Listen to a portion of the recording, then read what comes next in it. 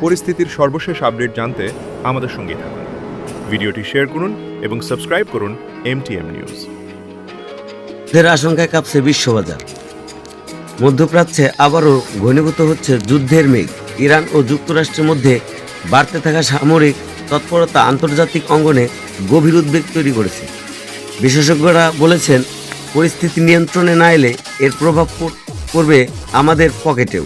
কারণ বিশ্ববাজারে তেলের সরবরাহ ও দাম নিয়ে দেখা দিতে পারে চরম সংকট। কূটনৈতিক আলোচনার মাধ্যমে কি মিলবে এই সমাধান, নাকি পরিস্থিতি গড়াবে বৃহত্তর কোনো সংঘাতের দিকে? বিস্তারিত জানতে আমাদের সঙ্গে থাকুন। আপনারা দেখছেন MTM নিউজ, সবার আগে সর্বশেষ খবর।